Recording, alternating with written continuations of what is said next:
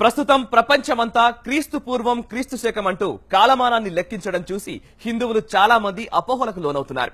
మరి హిందువుల చరిత్ర అత్యంత ప్రాచీనమైనదైతే క్రీస్తు శకాన్ని ఉపయోగిస్తూ కాలాన్ని లెక్కించడం ఎందుకొచ్చిందనేది అనేక మందికి సందేహం. ప్రపంచమంతా కూడా ఈ క్రీస్తు శకాన్నే వాడడంలో ఏమైనా ప్రముఖమైన విశేషముందా? ఈ క్రీస్తు శకాన్ని విదేశీయులతో పాటు మన దేశంలోని నాస్తికవాదులు సైతం చాలా గొప్పగా భావిస్తుంటారు. ఇంతకీ ఈ క్రీస్తు శకం అనేది ఎందుకొచ్చింది? ఈ శకం వెనక దాగి ఉన్న యథార్థమేంటి? చరిత్రలో ఎప్పుడు ఏ సంఘటన జరిగిందో ఖచ్చితంగా తెలుసుకోవడానికి సంవత్సరాలను వరుసగా లెక్కించుకుంటూ రావడం అవసరమైంది. అయితే ఈ లెక్కలు ఎక్కడి నుంచి మొదలైందని చెప్పడం మాత్రం కష్టమే. పురాణ పురుషుల కాలం నుంచో, మహాప్రతిభావంతులైన చక్రవర్తుల కాలం నుంచో, ప్రవక్తల కాలం నుంచో, ఏదైనా గొప్ప సంఘటన జరిగిన నాటి నుంచో సంవత్సరాలను లెక్కపెట్టడం చరిత్రలో ఒక రివాజు.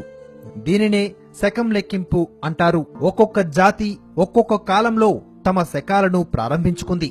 మన హిందూ జాతికి అతి పురాతన కాలం నుంచి అనేక శకాలున్నాయి. కలిశకం, విక్రమ శకం, శాలివాహన శకం మొదలైనవి ఉన్నాయి. ప్రస్తుతం కలిశకం లెక్క ఆచరణలో ఉంది. ఆంగ్లేయుల పరిపాలనా కాలంలో అలవాటు చేయబడిన క్రీస్తు శకం కాలమానాన్ని ప్రపంచ రీతి కోసం నేటికీ మనం అనుసరిస్తున్నాం. నేడు ప్రపంచంలో క్రైస్తవాన్ని ఆదరించే దేశాల ప్రాబల్యంతో యేసుక్రీస్తు శకాన్ని ఉమ్మడి శకంగా తీసుకోవాల్సి వచ్చింది. అంతేగాని శకాల కంటే క్రీస్తు శకానికి ఏదో ప్రత్యేకత ఉందని మాత్రం కాదు. క్రీస్తు శకమనే కాలమానం ప్రపంచవ్యాప్తం కాకముందు వివిధ దేశాల్లో అనేక రకాల కాలమానాలు, శకాలు వాడబడేవి. అయితే కాలమానం కోసం శకాలను వాడింది మాత్రం ఈ ప్రపంచంలో హిందువులు మాత్రమే. శకమనే లెక్కను మన నుంచి నేర్చుకున్న విదేశీయులు క్రీస్తు శకమనే అసంబద్ధ శకాన్ని సృష్టించారు. అంతేకాదు తిరిగి దాన్ని మనకే అంటగట్టారు. భారతదేశంలో ఒకప్పుడు పంచాంగం మాత్రమే అమల్లో ఉండేది. ఆంగ్లేయుల పరిపాలన కారణంగా క్యాలెండర్ అనేటటువంటిది భారతదేశంలో కూడా విస్తృతంగా ప్రచారంలో ఉన్నది. వివిధ దేశాల ప్రజలు వివిధ కాలమానాలతో జీవనాలు సాగించేవారు. ఎవరి లెక్కలు వారికుండేవి. తమకు తెలియని విషయాన్ని మరో జాతి నుంచి నేర్చుకునేవారు. అయితే కాలం గడిచే కొలది ప్రపంచమంతా ఒకే కాలమాన పద్ధతిని అనుసరిస్తే బావుంటుందనే భావన మొదలైంది. అయితే ఎవరి కాలమానాన్ని ఈ ప్రపంచ కాలమానంగా తీసుకోవాలనే సమస్య వచ్చింది. ఈ సమస్య ఉత్పన్నమైన కాలాన ప్రపంచంలో అనేక ప్రాంతాలు బ్రిటిష్ వారి ఆక్రమణలో ఉన్నాయి. దీంతో బ్రిటిష్ వారు తాము స్వీకరించిన క్రీస్తు శకం అనే కాలమానాన్ని బలాతిశయంతో ప్రముఖంగా ముందుకు తీసుకువచ్చారు. తమ అధీనంలోని అన్ని దేశాలలో ఈ శకాన్ని అమలుపరచడం మొదలుపెట్టారు. ఈ విధంగా ప్రపంచంలోని అనేక దేశాల్లో క్రీస్తు శకం వాడకం మొదలైంది. ఆ తరువాత మిగిలిన దేశాలు కూడా తమ సౌలభ్యం కోసం క్రీస్తు శక కాలమానాన్ని తప్పనిసరిగా తీసుకోవాల్సి వచ్చింది. అయితే క్రీస్తు శకంలో ఒక తిరకాసు ఉంది. యేసుక్రీస్తు ఎప్పుడు పుట్టాడనే విషయాన్ని చరిత్రకారులెవరూ కూడా ఒక నిర్ధారణగా ఇప్పటికీ చెప్పలేకపోతున్నారు. క్రీస్తు జీవితానికి సంబంధించిన ఏ చారిత్రక ఆధారమూ కనిపించడం లేదని విదేశీ చరిత్రకారులు తెలిపారు. ప్రముఖ చరిత్రకారులు హెచ్ జివిల్స్ తన ప్రపంచ చరిత్ర గ్రంథంలో క్రీస్తు జీవితానికి సంబంధించిన ఆధారాలు లభించడం లేదని తెలిపారు. బైబిల్ కూడా క్రీస్తు అనంతరమే రాయబడింది.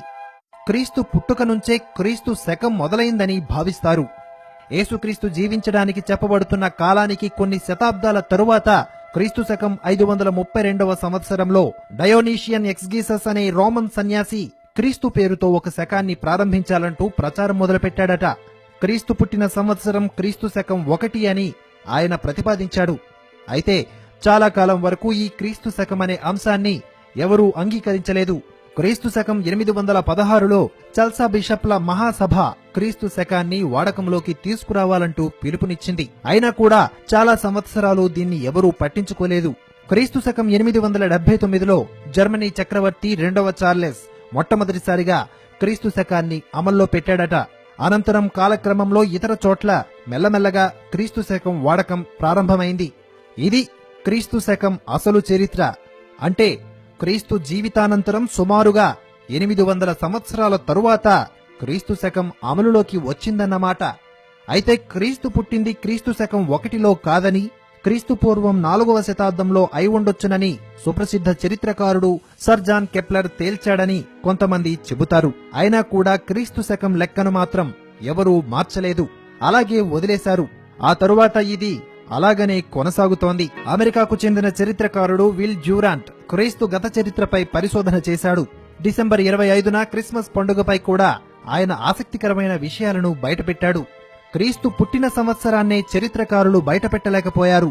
మరి ఆయన పుట్టిన నెల తేదీలను నిర్ణయించగల అవకాశాలు చరిత్రలో ఎక్కడా కనిపించలేదని, దీంతో ఆ కాలాన రోమ్ నగరంలో ప్రతి ఏటా డిసెంబర్ 25వ తేదీన శాటర్నేలియా అనే పండుగ వేలాది మందితో తిరునాళ్ల వలె జరుపుకునేవారు. ఇది క్రైస్తవ మత ప్రచారానికి అనుకూలంగా ఉంటుందని భావించిన ఎక్స్కిగస్ ఇదే రోజును క్రీస్తు జన్మదినంగా ప్రచారం చేసేవాడట. కాలక్రమేణా ఆ ప్రచారం ముదిరి క్రీస్తు శకం 1020 నాటికి డిసెంబర్ 25వ తేదీన ప్రపంచవ్యాప్తంగా క్రీస్తు జన్మదినంగా అనేక చోట్ల స్థిరపడింది. చరిత్ర నిర్ధారణ చేసిన ఒక మహానుభావుని పుట్టుకతో శకాన్ని లెక్కించడం ఒక ఆనవాయితీ. ఇప్పటికీ చరిత్ర నిర్ధారణ చేయలేకపోతున్న క్రీస్తు కాలాన్ని ప్రమాణంగా చేసుకుని కాలమానాన్ని లెక్కించడం ఆశ్చర్యకరమే. ఒక ఆధారం అంటూ లేకుండా కొనసాగుతున్న ఆచారం క్రీస్తు శకం వాడకం. వసంత ఋతువులో సంవత్సరాదిని ఏర్పాటు చేసుకోవడం ఖగోళపరంగా ఖచ్చితమైన పద్ధతి. కాలమానంలో సూక్ష్మ ఘడియలు, పరఘడియలు, విఘడియలు, ఘడియలు, రోజులు, వారాలు, మాసాలు, సంవత్సరాలు మొదలైనవి ఏర్పరిచిన అతి ప్రాచీన కాలమానం మనది. ఇవన్నీ కూడా ఖగోళ ఆధారంగానే ఏర్పరచడం జరిగింది. విదేశీ క్యాలెండర్లో జనవరి 1వ తేదీ నుంచి 31వ తేదీ వరకు తేదీల్ని అంకెల్లో లెక్కించుకోవడం తప్ప ఏ తేదీనా ఖగోళ పరిస్థితి ఎలా ఉన్నది తెలిపే విధానం ఏదీ లేదు. కానీ అదే మన హిందూ పంచాంగంలో ఖగోళ స్థితి, దాని ప్రభావం తెలిపే విధానం ఉంది.